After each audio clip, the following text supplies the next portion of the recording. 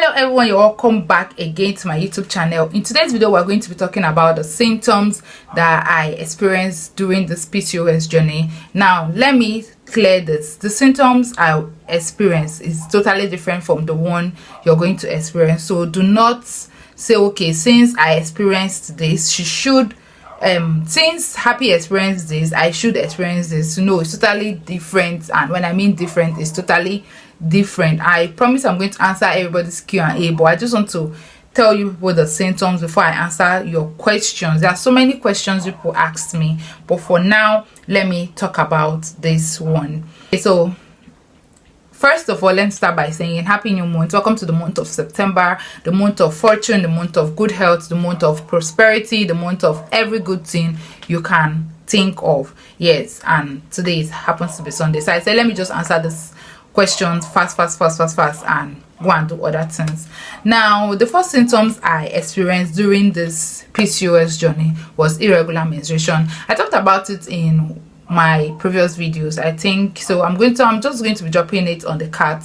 Now the first thing I experienced was irregular menstruation. This irregular menstruation is not like your regular menstruation that maybe after 2 days you're missing it. No, mine was between a month and 2 months, 3 months, so that the highest I actually experienced was 3 months. Now my irregular menstruation, like so many people that asked me, well, if it started during marriage, it started before I got married. But the honest truth is I never knew that was PCOS. Rather I'll be like, oh thank God, at least let me just rest, like the pain that comes with menstrual cramps and all that. So I was like, at least I'm going to be resting for this month. I never knew that I had something else coming.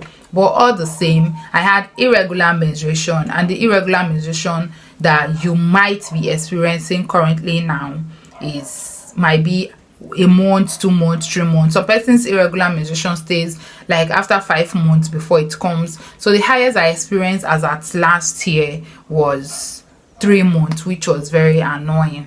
Now the next symptom I experienced was I was not ovulating. Now these are just two things. If you're not menstruating, I don't know if you can ovulate. Now if you know that if you don't see your monthly cycle and you can ovulate, please drop it in the comment section below, because for me it was a no.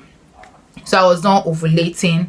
I like most time I'll be like, okay, I'll calculate that normal 14 working days, but man, it was not working. In fact, I even lost track of, I was like, oh God, am I even ovulating? But the truth is I never knew if I was even ovulating, because the whole thing was just overwhelming and all that. Now the third symptom I experienced for this PCOS, I was having acne. I talked about it in my video as well, why I've been offline. So if you've not watched that video, go and watch it. Now I had acne on my face. Now this my face now, I cannot explain how it is. My face is better than how it was. My face was getting burnt. Now when did my face start getting burnt? Very like, let me say 2 to 3 months to my marriage, I noticed I was having burns on my face and all that. I don't use any product on my face. Yes, I don't use any product. I'm saying it on this channel. For some people will be like, yeah, that's because you're using products. I'm not using any product on my face. If I must apply anything on my face here, I'm applying shea butter, which is my cream. So I just usually apply shea butter, and I don't use any medicated soap. I use native soap as well. But it became so bad, I never knew what to do. I started using products. The more I'm using products, the more it's getting bad. Oh God, I was like, God, what is happening? No, Shea Village people has come for me. This kind of thing, when you don't know what to do, you target to village people. So I was like, how village people has come for me? By the end of the day, I said okay. I went to meet the woman I always buy my native soap from, and she gave me the one she herself has mixed, because my own native soap, I'm the one I always mix it by myself. So she gave me another one that has a different color entirely, so I should be applying it on my face. I said okay, no wala. So I now decided to, am I too fast? I think so. I'm just rushing. So I said to be applying it on my face. It was hot though. Even my own native soap was still hot as well, but it never did anything. Rather it was getting worse. I think I was now having some itches around my ears and my neck. So as if this girl, your own done jackpot. But the same, I was still calm. doing the whole thing. Thank God for the makeup artist that did my makeup during my marriage, because if not, then even when we went to the village, they were like, ah, she's pregnant, the husband is going to pay two bride price. I'm like, I'm not pregnant though. But they did not believe me with the round test. They were like, oh, Chuchu, she's not pregnant. But initially I felt okay, all this thing is maybe stress. That was how I categorized it, that it was stress. That same period I was having this acne and I wasn't seeing my ovulation, I was not still seeing my menstruation. So you get. Now the fourth thing I experienced was should I say bloating a bit? I don't know how I want to put it, but I was getting fat. When I mean I was getting fat, I was getting fat.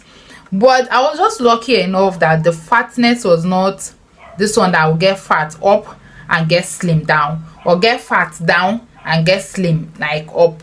I was just getting fat all over my body, every part of my body. And the annoying part is anything that's wrong with me, it shows on my cheek. My cheek would just be just like big. I don't know, even when I'm having just small slight headache, you just see written all over my face. So my cheek was now so big, like I was just looking over big. Let me be honest with you, I did not see it as anything. I saw it as COVID-19 sit at home. Yes, that's how I saw it. And to be honest, it was not COVID-19 sit at home, it was PCOS. Can imagine. This life.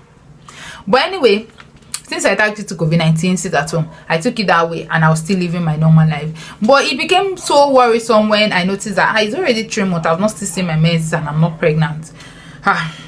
That was when we were like, okay, let's go to hospital. And hospital said I have polycystic ovary. I'll still drop a video up here where I talked about it.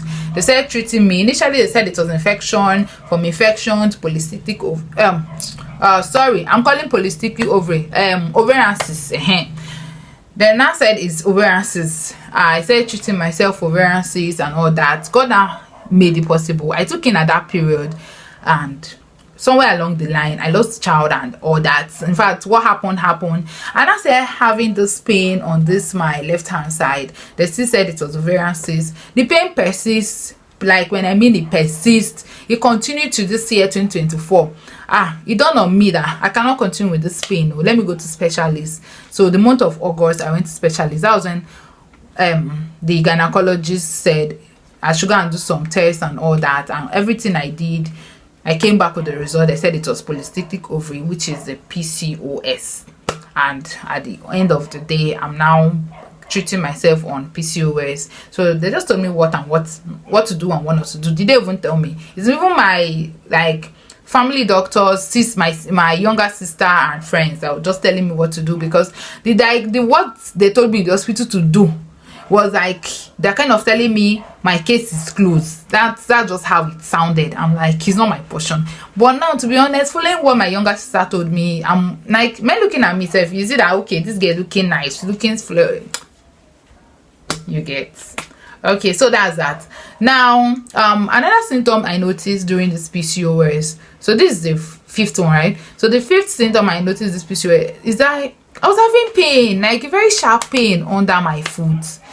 You see the way I'm sitting down like this, if I stand up I will limp. As at then, like I will limp for some minutes, not just close to 30 minutes. I'll just be limping. Now another problem was if I stand for a very long time, the leg will be paining me.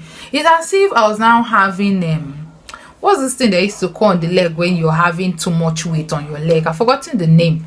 Like as if obesity, like as if I have obesity on my leg. Like in fact the whole thing was, I'm like, hey, you say I'm not too fat, that the whole weight is landing on my leg. But to be honest, it was just one leg, and most of the time I'll use hammer it there. Hey God, my husband will be beating for me. We'll put the leg on warm water, like I'll soak my leg inside warm water and all that just to relieve it. But when I realized that all this cause was just symptoms of PCOS, my dear, I started watching my weight, and I watch every single thing I eat and all that. And now I can't even remember when last I felt this kind of pain. Like, to be honest, I'm getting better. I'm doing well, to the glory of God. And that is that, guys. To be honest with you, And this is me live and direct saying thank you to Jesus, because it's not easy. It's not easy. But I hope I've answered your question, and I hope I've been able to explain and not to confuse you. Abby? Now, some of you asked me a question that please I should drop the food I eat. I'm going to be doing it shortly after this video, like now. I'm going to be doing it now. So guys, please watch out for that video. Thank you so much for watching, and I'm going to see you in my next video. Bye.